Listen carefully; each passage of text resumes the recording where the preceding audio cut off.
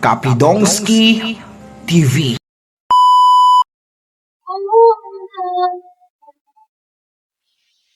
Hindi na pala tayo, hanggang dito lang ako.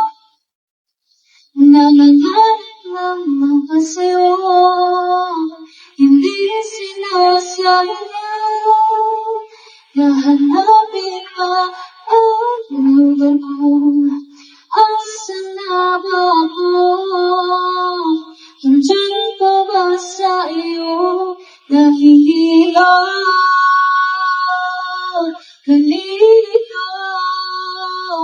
Asan ba ako sa'yo? Asan ba ako sa'yo? Nasusuka ako, hinakain na ang loob, masakit na ang tuhod. Kailangan maluhod. Gusto ko lang naman yung totoo. Hindi ko lang sagot, hindi rin isang tanong. Nahihilang, nililigaw.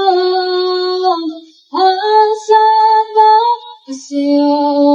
Asan po ba sa'yo? Kapidongski TV. Ito, alam na rin po niya i-rain. Sabi mo na bro, sinabi mo na? Sinabi niya kanina. Mas wala sabi ng kuya, dapat hindi naman ganun. Hindi naman yung big surprise na ganito kasi hindi mo naman niya nisip na wala mararamdaman yung Chris na. Actually, Gusto ko sabihin sana yung sitwasyon sana, hindi naman sa tamang sitwasyon hindi ganito. Hindi, actually po, matagal na po namin pinag-usapan talaga nila Kalinga Prab. Pero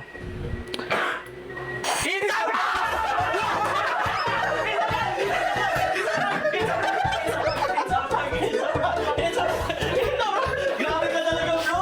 Rin, trabaho mo pa talaga magsabi ng ganyan. Ako kasi lang namin sa prank! Bro, si Beshi yung hindi niya! Mami, prank ko lang yun. Ay, sorry po! Si Beshi lang yung wala din!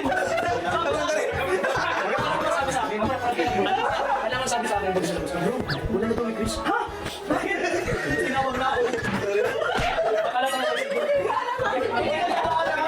Hindi na tama lang, mama niya. Nagganyan pa siya. Sino? Nagtapa siya eh. Sobrang namin.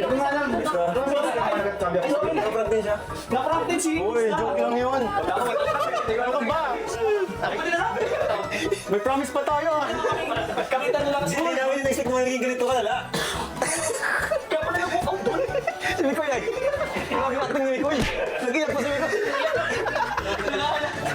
Grabe. Sabi na yan, prank lang po yun ay. It's a prank. Hindi kasi yung prank na yun. Doon lang talaga dapat. Yung biglang nagpo-consequence na dito. Sabi lang, alam mo gagawin natin. Pagkadamay sila nanay. Bro, pagpasok ni Nanay, nagtatakot ako. Uy, yung explanation ni nanay ha? Parang Hindi naman kasi talaga dapat damay sila nanay. Uy, prank lang naman. nag-aagol ko na siya. Kahit naman ako bro, tanong ako. Magtatanong kasi, baka kanina, bro, ito. Alam mo yung may camera sa akin, lumapit ka sa akin. May nakatutok camera sa akin. Bro, prank lang yun ano. Hindi, pinudahan pa niya ako. Bro, sabi sa bukas nasa sakyan kami, nag-meeting. Bro, wala nang Chris. Ha? Totoo ba sabi niya, sabi niya.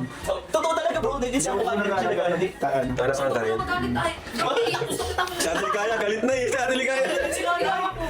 Bro, pagpasok ko dito sa kwarto, sobrang intense ng aura, promise.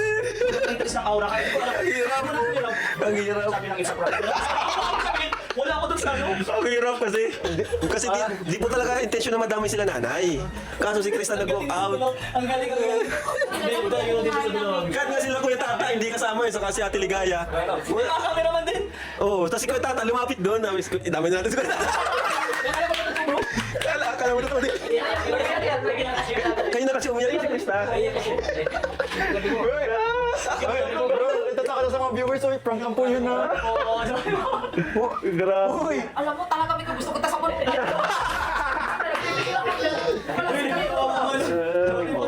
Basta sorry ah.